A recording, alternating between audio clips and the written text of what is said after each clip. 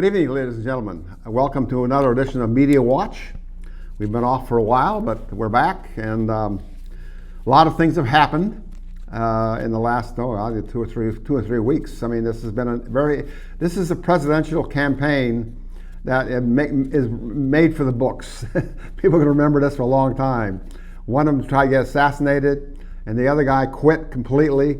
And a woman is now the nominee for the Democratic. Maybe, I'll put it that way, maybe. The Democratic Convention has not happened yet. And a lot of people that thought that should have happened should have been, well, we'll go back now and we'll vote on another candidate.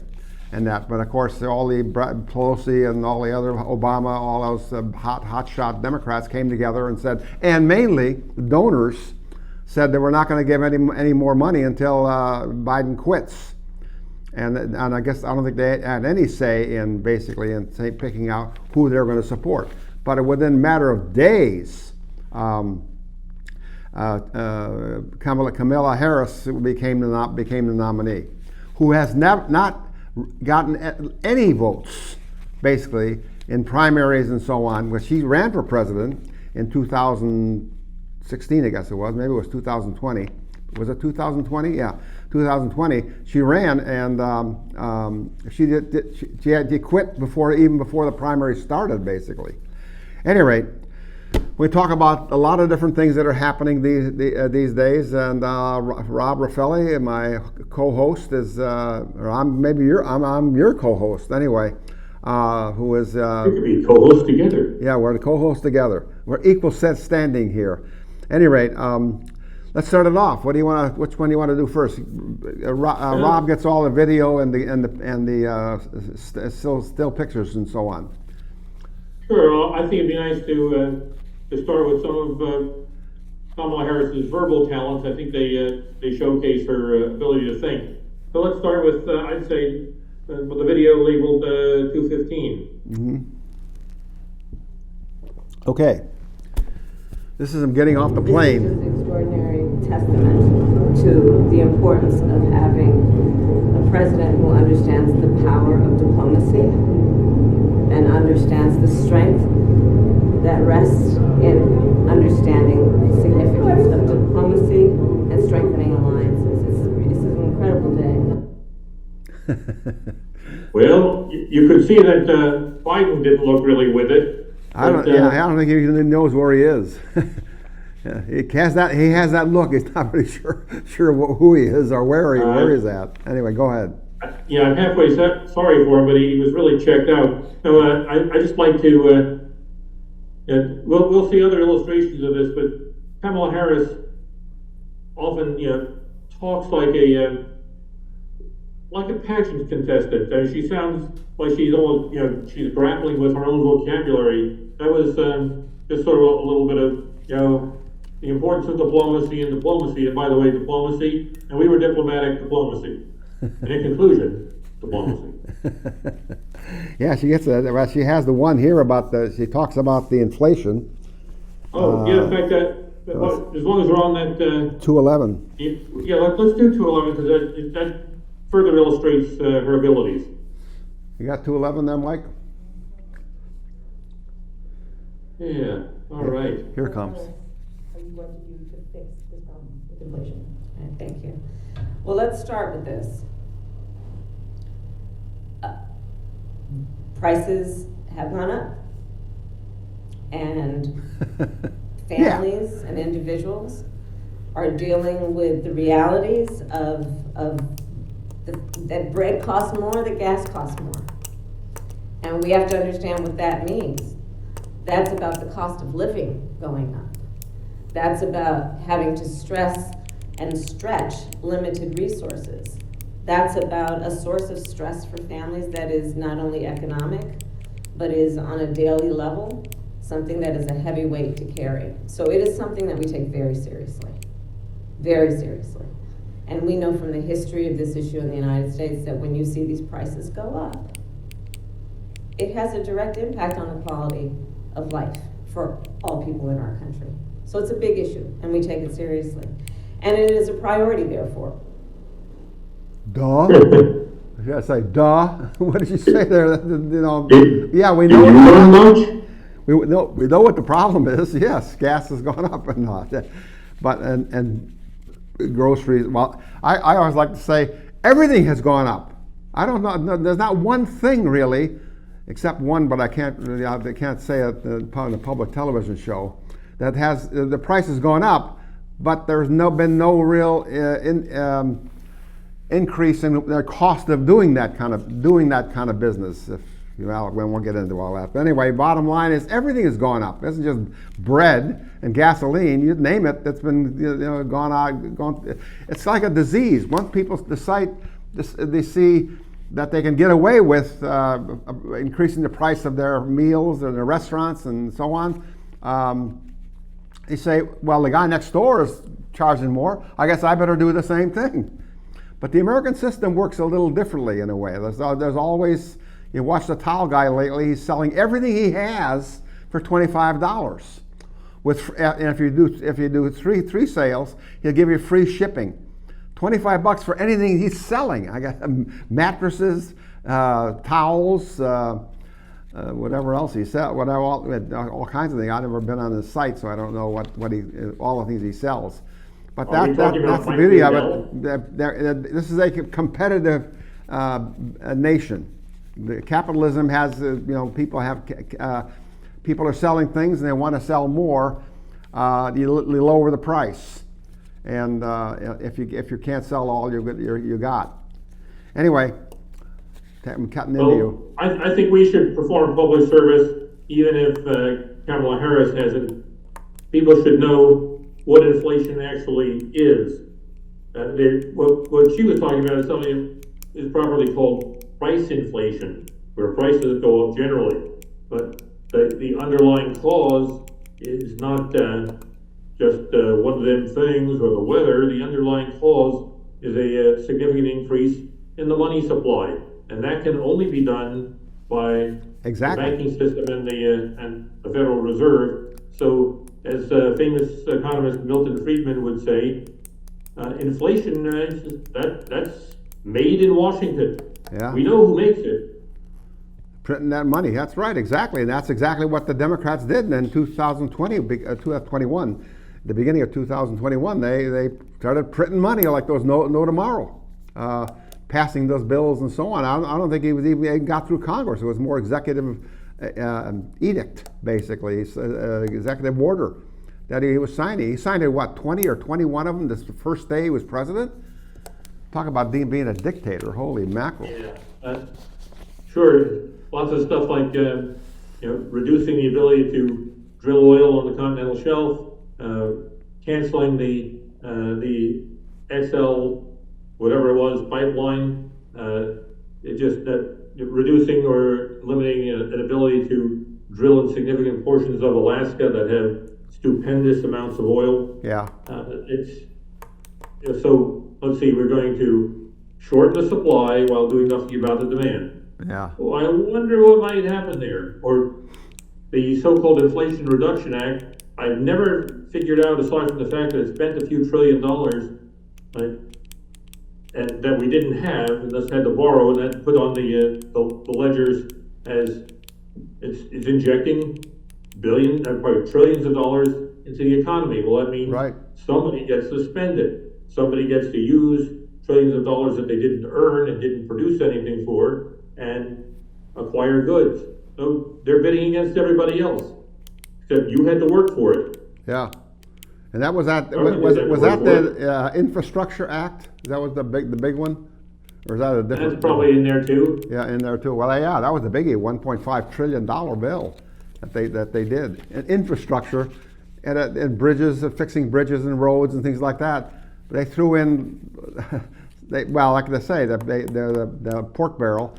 They throw everything, the little sweeteners for all the different people that get. Well, if I want me to vote for this, I want to have $1 billion to build an airport here. We don't need an airport, but we want to build an airport here. Oh, okay. Well, that'd be fine. We can do that. Now we have your vote. There was a wonderful essay written about that in the 1870s.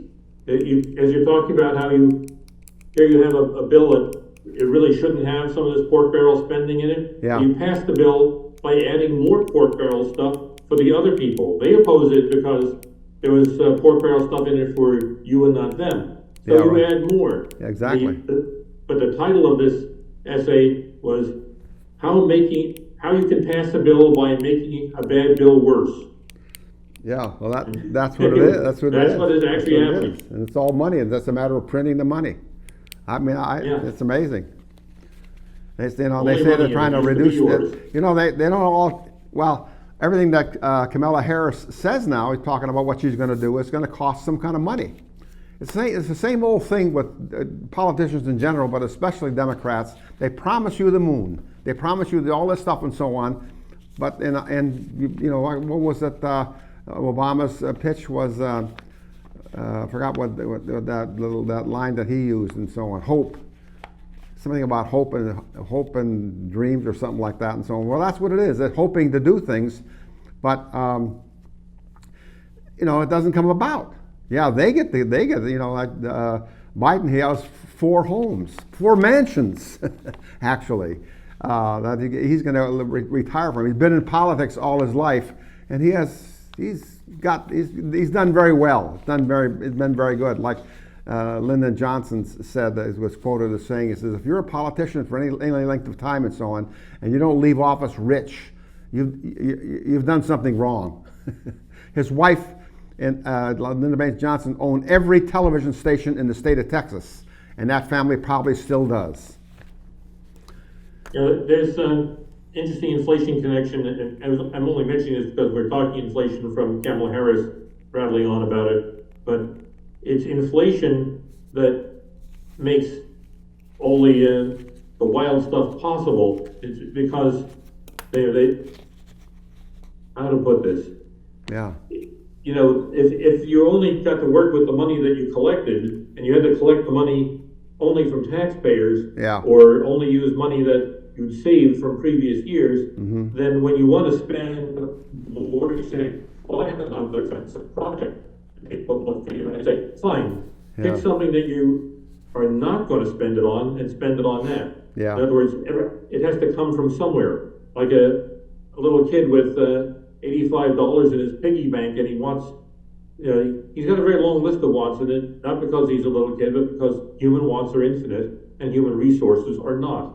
So at some point you say, well, gee, I want the Nikes and I want the new PlayStation, I want this, and you say, okay, well, you're gonna have to pick one, or you're gonna have to sell something. But anyway, if the kid can print money, well, all bets are off. Well, Now he's gonna print enough money to buy 4 times as much as the stuff he wants. So Exactly. he'll want more soon. Exactly. That's the whole idea. They can print that money. They make up the American money, and I don't know who's buying this debt. Basically, well, it turns out the government itself is buying its own debt, something like that. Yeah, There's something to do with it's it. called monetizing the debt, and that's they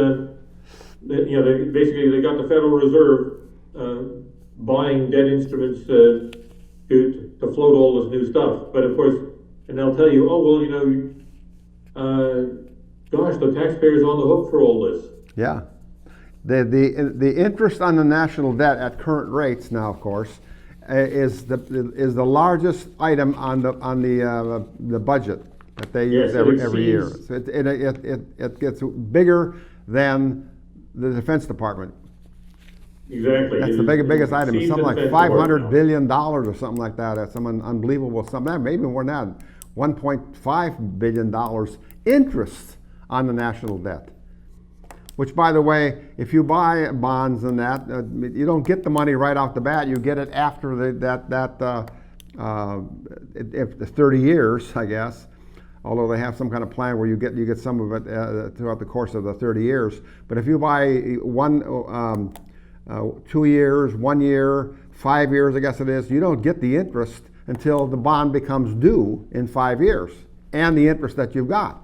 So you just hopefully the U.S. government has that. Well, yeah, they do have the money. Obviously, they just print some more.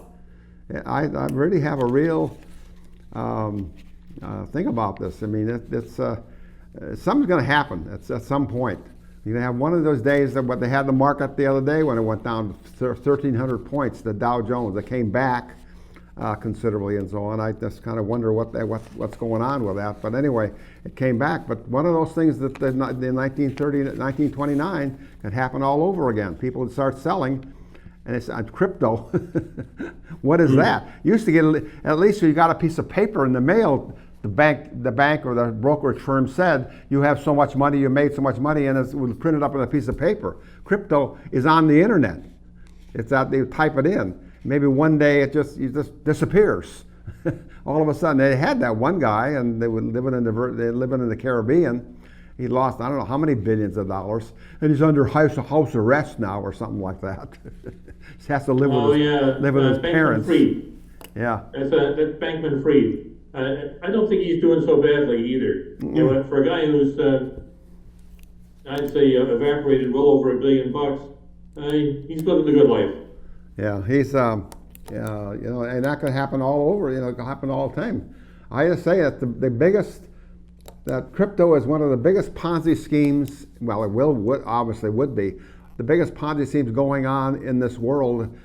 Bar none. I mean, it's a combination of all the Ponzi schemes that have ever been done in one package. Crypto money. I still don't get I don't know what the heck that is. What are you buying, basically? I like dirt. That's what I always say. Invest in dirt. Really, real estate. Something you can actually go and see. Or you get a fancy car and you go in the garage and look at it and say somebody was willing to pay this kind of money for this car if I want to sell it. Things like that. Yeah, look, along your idea of dirt, they're not making any more of it.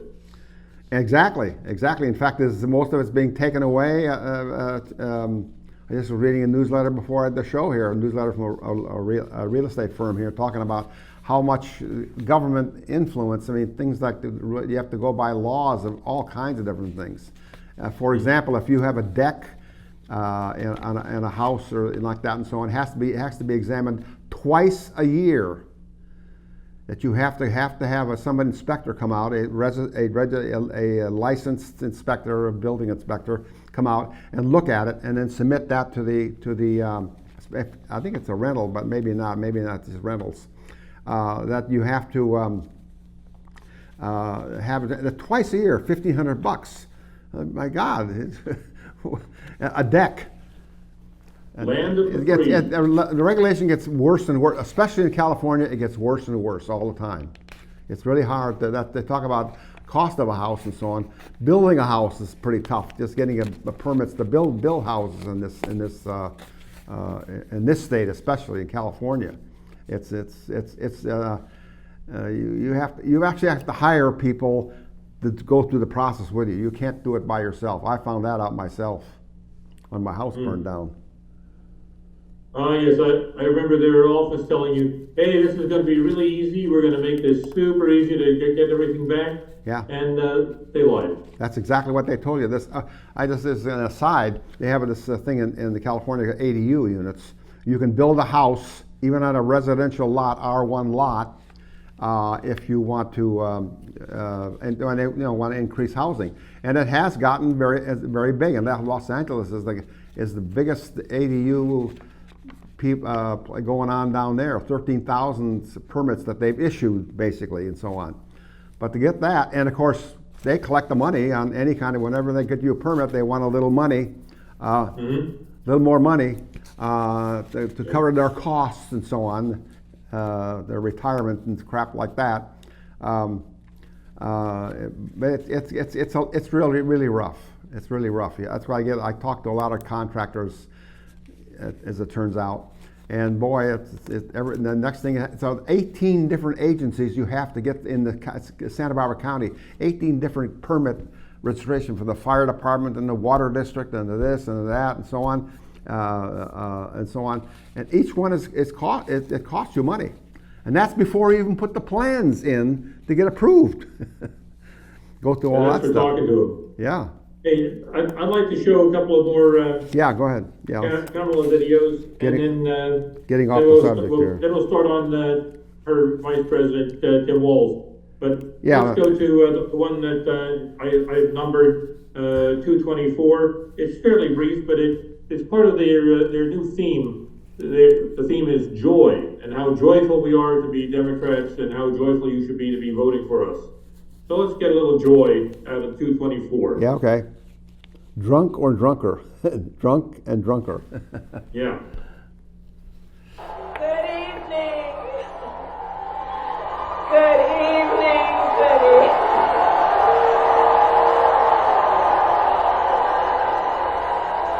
Good evening, everyone. Good evening.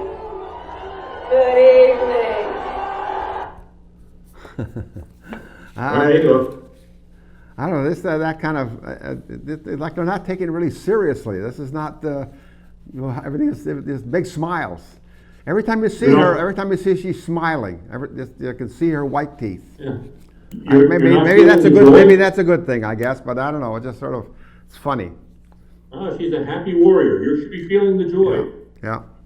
I've gotten an official instruction to feel the joy if I know what's good for me. Mm-hmm. So, this next one that I want to do, it's number 203. I call it the true fake video, and it's because 203. This is one that Elon Musk put it on X or Twitter, and it's a deep fake, but it's essentially Kamala and Kamala Harris's voice, but it's a fake. But the thing is, what's horrible about it is it tells the truth. It tells you what she'd really do. That's the 209? That's 203. 203, okay. Yeah, I'd like to. Let's go. That's so good. No, I'm 203, Kamala right. Harris, and your Democrat candidate for president, because Joe Biden finally exposed his senility at the debate. Thanks, Joe. I was selected because I am the ultimate diversity hire. I'm both a woman and a person of color. So if you criticize anything I say, you're both sexist and racist. I may not know the first thing about running the country, but remember, that's a good thing if you're a deep state puppet. I had 4 years under the tutelage of the ultimate deep state puppet, a wonderful mentor, Joe Biden. Joe taught me rule number 1, carefully hide your total incompetence. I take insignificant things and I discuss them as if they're significant. And I believe that exploring the significance of the insignificant is in itself significant. Talking about the significance of the passage of time, right? The significance of the passage of time. So when you think about it, there is great significance to the passage of time, and there is such great significance to the passage of time. Another trick is trying to sound black. I pretend to celebrate Kwanzaa, and in my speeches, I always do my best Barack Obama impression. So hear me when I say, I know Donald Trump's type. And okay, look, maybe my work addressing the root causes of the border crisis were catastrophic, but my knowledge of international politics is truly shocking. The United States shares a very important relationship, which is an alliance with the Republic of North Korea. It is an alliance that is strong and enduring. And just remember, when voting this November, it is important to see what can be unburdened by what has been. And by what has been, I mean Joe Biden. Do you think the country went to over the past 4 years? You ain't seen nothing yet. That laugh is something else. Yeah. So, bizarrely enough, a few of the things that were in there weren't even words put in her mouth. Her stuff about the significance of the passage of time, that's from a real speech. And the seeing what can be unburdened by what has been, that's actually, I think that was Stalinist. That's a Marxist trope, so that they can move forward whatever the direction they want, no matter what the heck they've done. So anyway, and Well, go ahead. it's wild. Yeah. So anyway, So Elon Musk made that video for his X, whatever he calls I it. don't know if he made it or if he All right. simply found it and Okay, posted all right, it. all right. I think he retweeted it. Yeah. But at any rate, it's he caught some flack for that, and specifically, he got something from California Governor Gavin Newsom saying that he thought that was terrible, that this was a fake video, and that he said, I'm going to sign a law that prohibits that sort of thing. And I won't be as gross as Elon was, but basically he told him that he consulted with an expert and that parity is still legal. Yeah. Well, I would guess all Democratic politicians in this country, basically, especially in California, would like to see an Elon Musk law, anti-Elon Musk law of some kind, that he can't do anything, basically. Especially that $25 million, I guess it was he's going to give to Donald Trump every month or something like that. I don't remember the figure, it's something like that. Yeah. Let's say explicitly. I'm not even sure he really supports Donald Trump. I mean, he's a real number, that's for sure. I mean, I kind of like the guy, to be honest with you. He just says it like it is, and of course, being the richest man in the world, he's listened to. He was at least. Actually, he was asked about whether it was wise for him to say things that were political and perhaps angered some portion of the country. And he said, "Wouldn't you lose money?" And he quoted a passage from the fantasy movie The Princess Bride, where somebody is going to get revenge on the guy who killed his father, and he's saying, "Offer me power, offer me fame, offer me money. I'm not taking it." Anyway, so Musk says, "You're going to bribe me with money? Get out of here." That's right. I think it was Twitter before that, right? Yes, it was Twitter. Twitter, I'll call it Twitter. And, this is about 200 million people or something like that. It was an unbelievable amount. Billions of people are on that. I'm not. Are you on Twitter? Yeah, I am. You are, yeah. I'm alone, I think. At any rate, that is, this is a guy to deal with. Again, that's the whole idea of this social media and stuff like that. I mean, this has now become the part of government. People can express some things.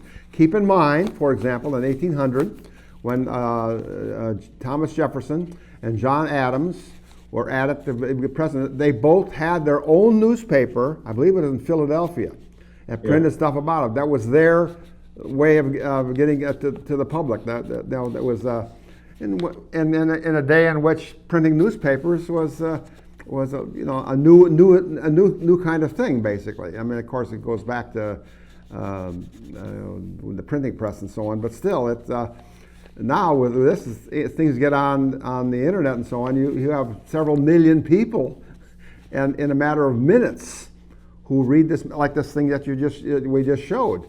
People have seen that. I guess we're going to be criticized for showing it, but the bottom line is you can see it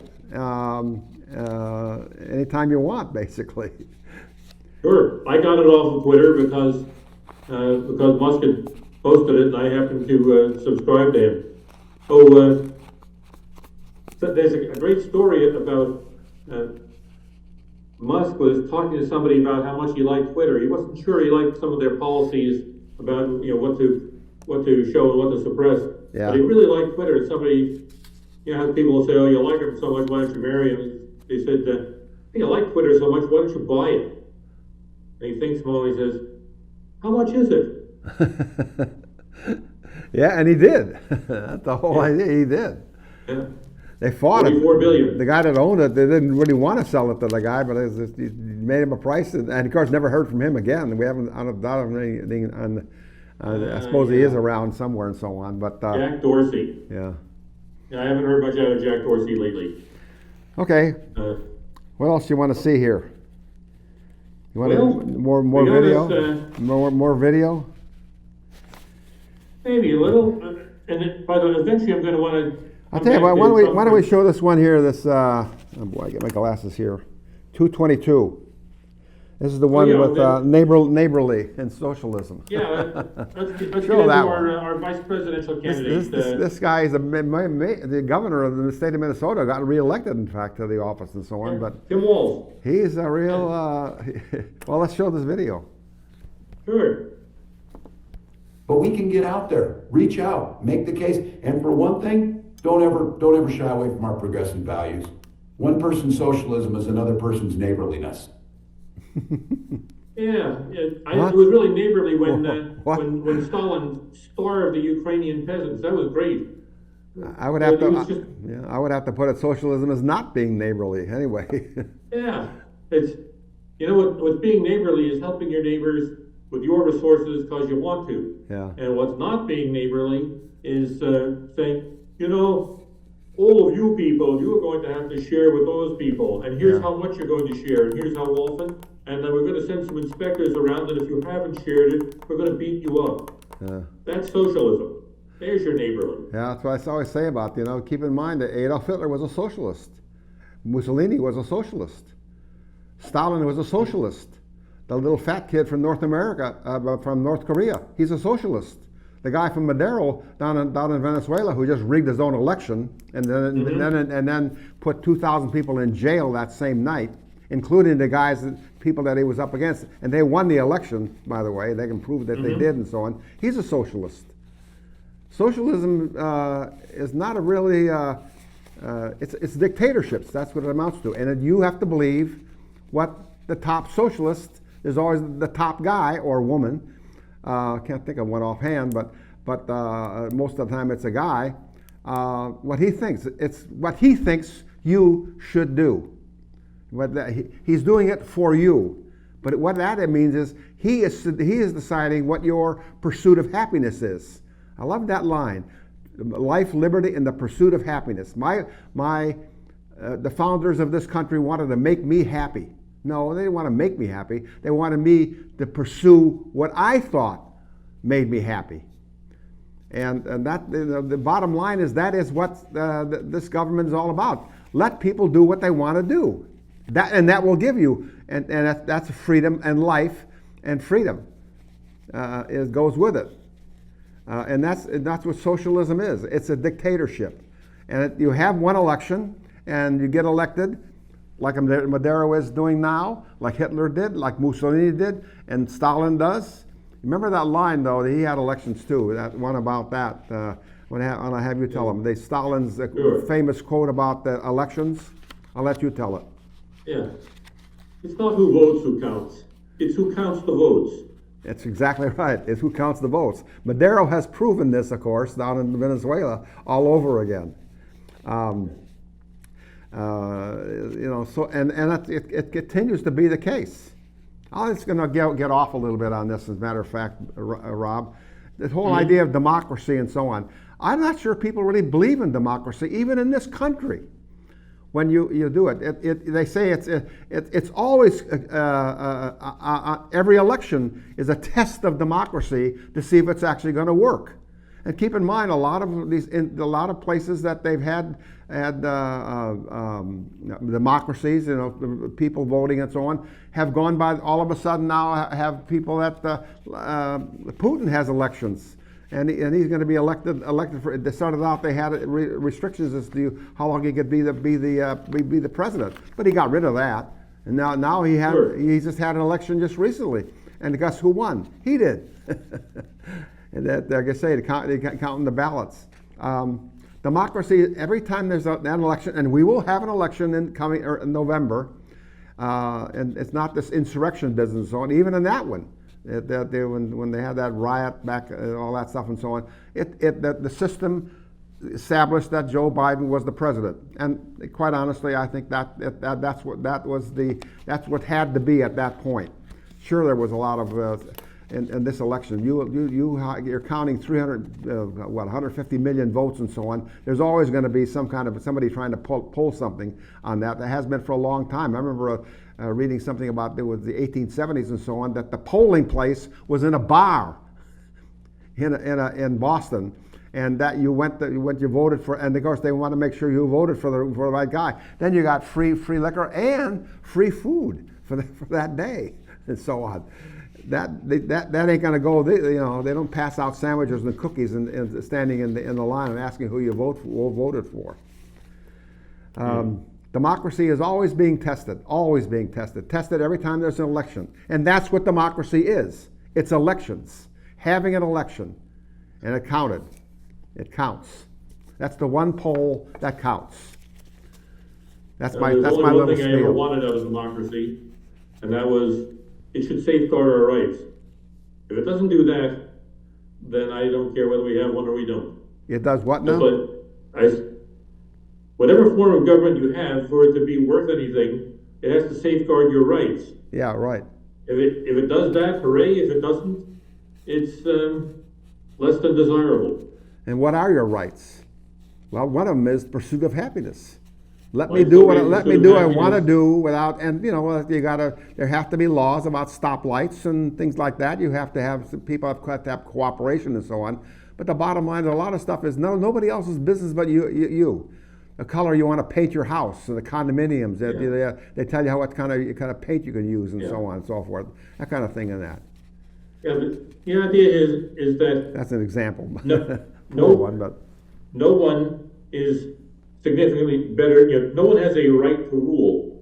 So people are not fit to rule each other. They just aren't. So, in general, you should be ruled as little as possible. Like you say, okay, we're gonna say everybody drives on the right-hand side of the road. Well, as it turns out, that makes the road easier to use, not harder. yeah, People don't really feel too oppressed by, little things that make something orderly.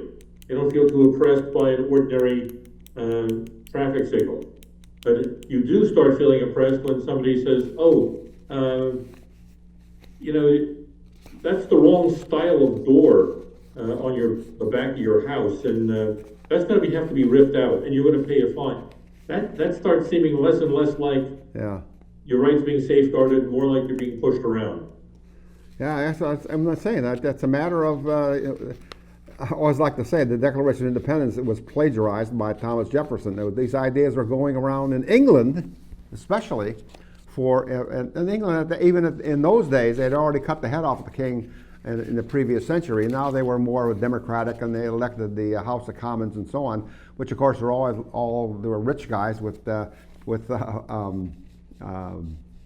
property. Basically, you had to have property to be able to vote, something like that.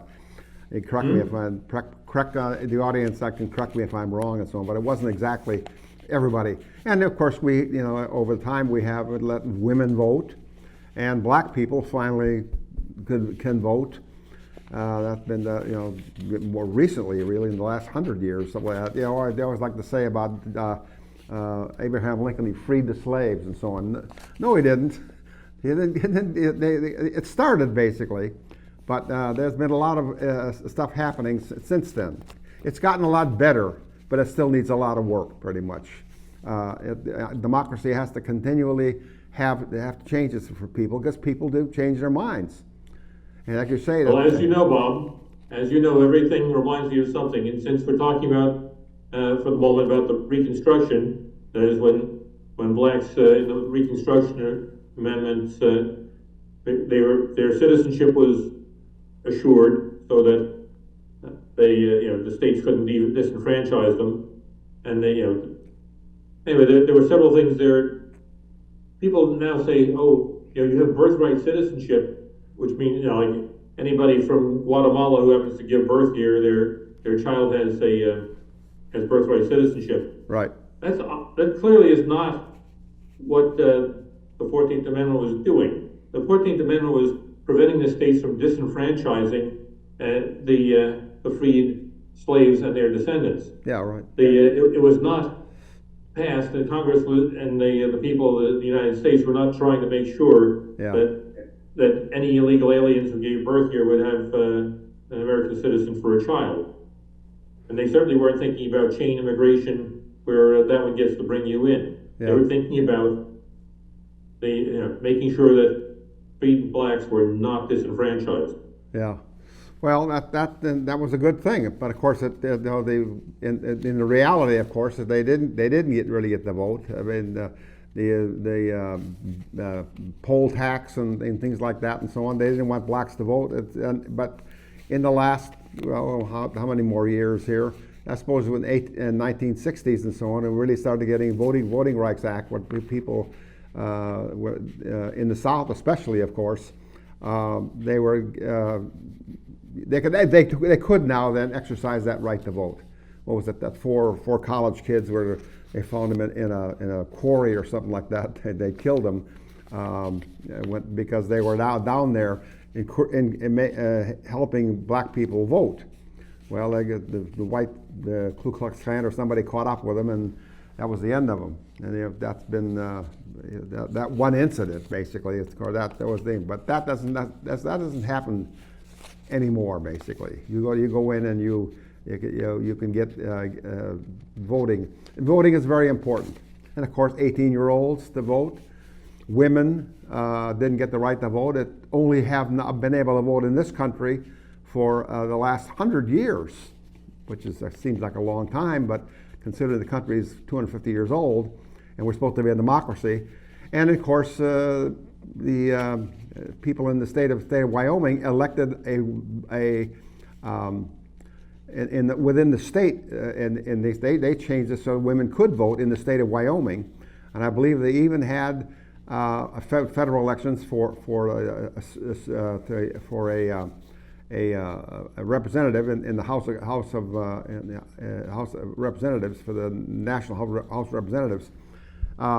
They actually had a woman they voted for that served as a representative, and they continued to do it. And she was the only woman that voted against World War I and World War II. She was in the House that long.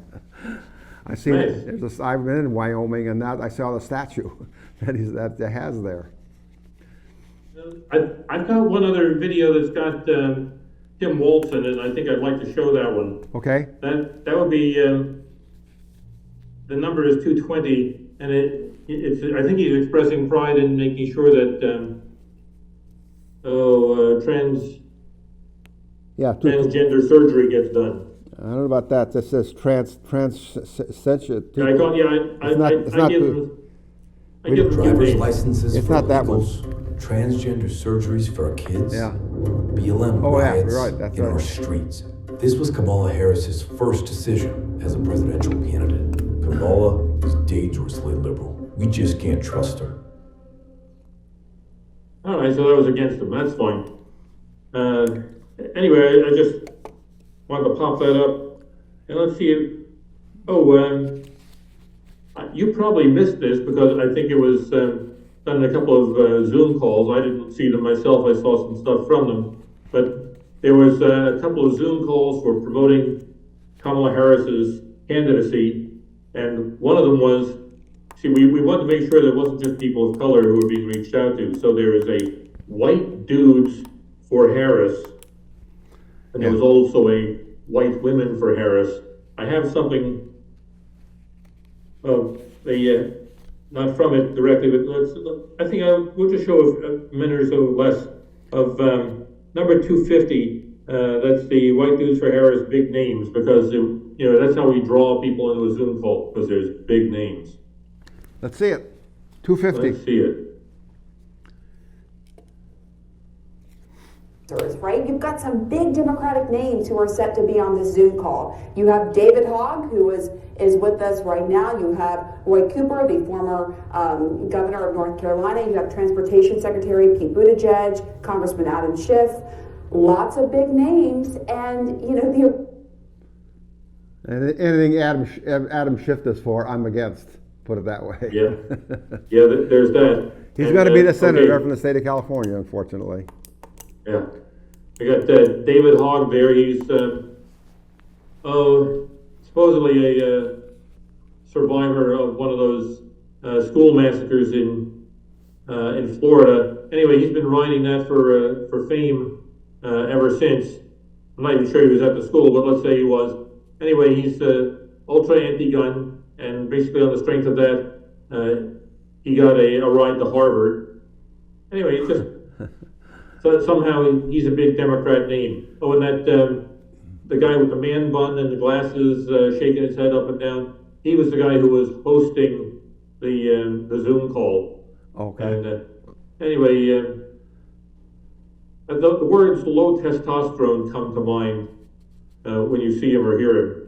Who is it now? Not that there's anything wrong with it. No, I don't know his name. I'm Okay. pleased to not know. Okay. Anyhow, I wish I had some of the white women for Harris, because first of all, the woman who hosted it, Yeah. she was she sounded like she was talking to sixth graders and just wheedling them along. And it's so important for us, even though we're white women for Harris, to always make sure that you listen when people of color are talking and, defer to them. And anyway, it's the most hideous, self-effacing stuff. I mean, I would have expected her more. She said, look, I agree with her policies, and I think this, and this are terrific about Harris. I could have got behind that. But everything about it was, since you're white, you're nobody. Yeah. I'm white, but I'm not nobody. Well, that's what they Ain't get. the whole shooting match, but it's something. That just goes to show you on the internet these days you can do that. You can have these Zoom calls and have hundreds of people. We'd be watching it. Well, of course, it gets taped, and then people can click on it and so on. They always talk about these new podcast hosts and so on, which I've never heard of in many cases, but it turns out that person across the board, for any kind of politics or whatever, whatever you're Democrat or Republican, you can get on like that and so on. And then all of a sudden you have a viewership. Who is that guy? The one is I can't remember the name of the guy. It looks like he's a truck driver or something like that. Oh, Joe Rogan. Yeah, right. He has what, hundreds, millions of people who watch his podcast. He's not no network and all that. Well, he's a former professional wrestler, stand-up comedian, and the thing is, he's fast on his feet. He understands. He pays attention to the way a conversation goes. He has mastered what I would call, the long-form interview. So if he's got somebody that you'd like to hear about, he doesn't interrupt him. He may have an interview that's 2 to 3 hours long. Yeah. But he will ask all the questions, and he'll some of them easy, some of them hard, but the guy knows how to have a conversation so that if you have any interest in that topic, that you're thinking, well, I'm going to hear everything I want to hear. So some of it's weird archaeology, some of it's UFO. A lot of it is stuff I have a lot of doubts about. But the thing is, the guy asks the questions, and it's actually a fun interview. So you get to hear stuff, and anyway, it's JRE for short. It's the Joe Rogan Experience. I don't agree with him lots of the time. I think that he's significantly more liberal than I am. But I think that if you were talking with him, you get a fair shake. You get to say what you got on your mind. It's not like being on Hannity or, I kind of like Hannity and I kind of like Bill O'Reilly, but they cut you off. Right. They do most of the talking. They ask a question, and then they answer their own question, and the guy that they want to ask the question for, they get a shot of him standing there shaking his head, and it goes back to Hannity because he's talking. He keeps talking. Yeah, I don't say I dislike Hannity, but by the way, he got a start here in Santa Barbara. You know that, of course. That's why he got out there at KCSB, a radio station out there on the campus and so on. But he wasn't going to school here, but he got a start down there. And the lady fired him that ran it, and he ended up in Atlanta and then, of course, in New York. But he got his start right here in Santa Barbara. Anyway, in general, even in fact, especially if I disagree with someone, I'd like them to get a chance to run with it. I want them to tell me, I'm thinking, what do you want to do? What are your ideas behind that? Yeah. It's not like I've never changed my mind, and even if I'm going to oppose you, I'd love to know what it is that, you have to know what is it that you do think. So anyway, Joe Rogan and other podcasters will often give people a fair shake. I saw some of Jordan Peterson on there. Again, sometimes I disagree with Jordan Peterson. More often I agree with him. Yeah. But the guy, he gets a run. He gets to even speculate, and I love that. That's the way discourse ought to be. Yeah, it's called free speech. That's what people do it. If people like what you're talking about, they'll listen to you. Like I always tell people, I believe in free speech. I also believe in the freedom to listen. And in fact, I'll give you the freedom to make an ass out of yourself by giving you the free speech. And that's what happens. People talk about things like that, like you would have things like that, and you tell what an idiot they really are. Well, maybe I'm included in that, I guess, or something Sure. like that. Anyway, I have my own freedom of speech opportunity is to show myself. is a very big right, and of course, with the internet, you reach audiences that go everywhere. When I was doing the medical show, and I'll do that again sometime in the future, but I got calls from guys from Mongolia. Or it was a text message, I guess it was, or something like that. No, it wasn't a text message. It was I guess I did put up my email address and so on and so forth. I didn't know they had electricity in Mongolia. Turns out turns out it's a pretty well-developed country these days. And Iceland, and where else was it? Somewhere, and Ukraine. I had a guy that didn't like what I'm talking about, and I hope to God he never shows up at my door, knocking on my door. I doubt it seriously, but you now have a world audience.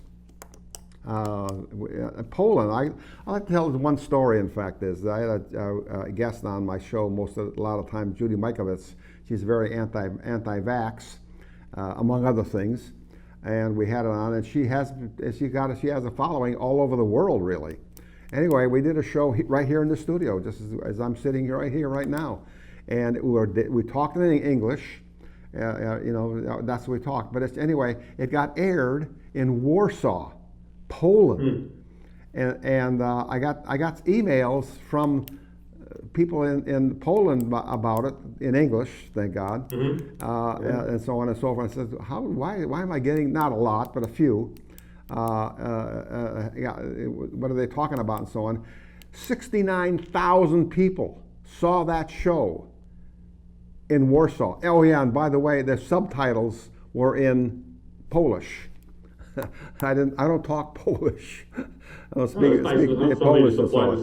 That's a good example of the freedom we have today about expressing ourselves and so on. By the way, too, I just gave some money to this station to subsidize people who want to become producers, or if they wanted to produce a show and that and so on. But it costs $300 to become a member, and I've given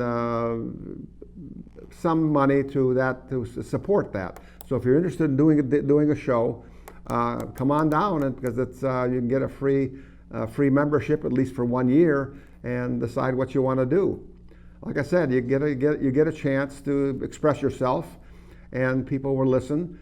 And if you're stupid and ignorant and if you don't really say anything, it's going, well, nothing's lost, basically. You had a chance to express yourself in free speech. I've said this many times before.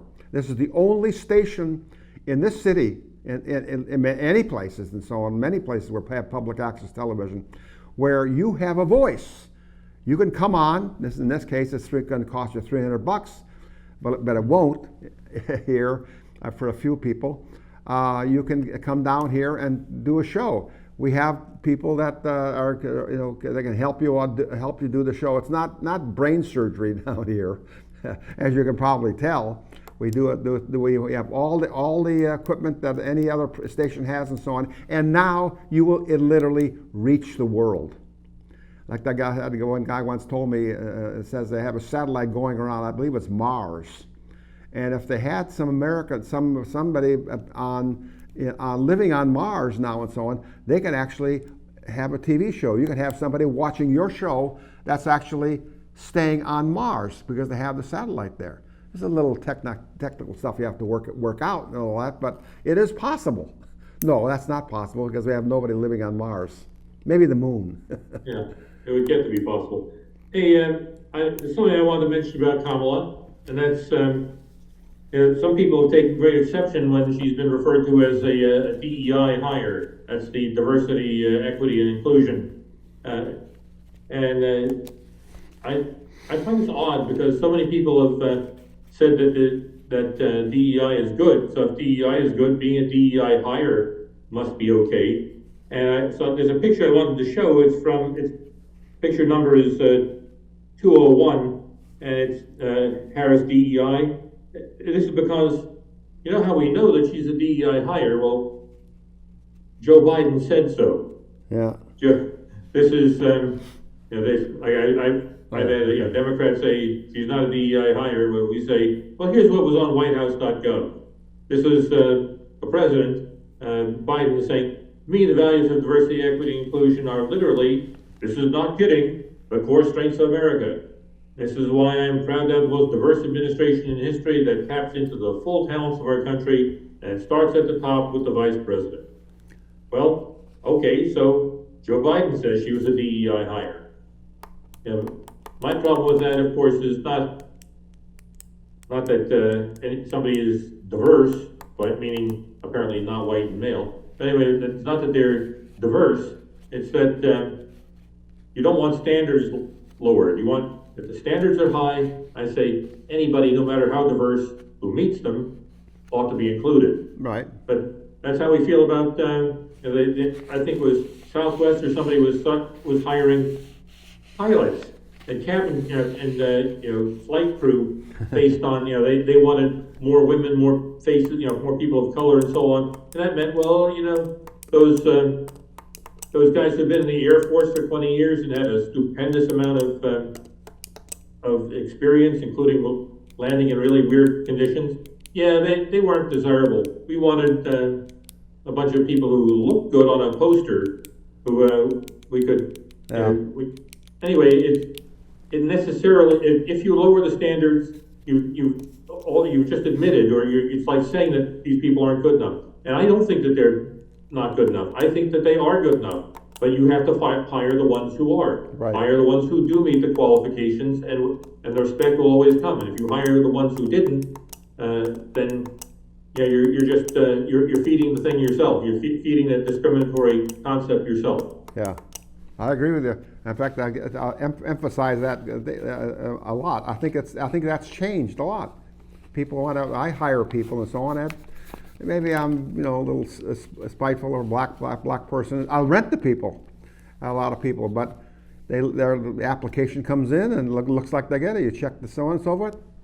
Hey, if I had this animosity to black people or people who were or Hispanic people, or people with children or old people or something like that and so on, I'd be great. I could, but nobody would live there. That's the bottom line is I would have a vacant building. You just can't do that. And it's getting better. That's something I'll leave you with that thought. It's getting better and better all the time. I think that's what's happened with the black voter for Trump. There are a lot of people who have done pretty well in the last few years. Anyway, thank you very much. We're at the end of the show. Any last thoughts, Rob? We got about 2 seconds. Sure. The Steele dossier was put together by Christopher Steele. He lied about Trump. Yeah. He's now busy in the UK lying about trying to enter there. He's trying to say that he's trying to do a Russiagate for them. That's the one. Yeah. There you go. He invented Russiagate with lies here. Now he's doing it for the UK. So he's back, nice huh? to see that he's still employed. Yeah, he's back. He's back. He made a pretty good money the one before. Well, now he's back. Anyway, thank you very much. We'll see you again.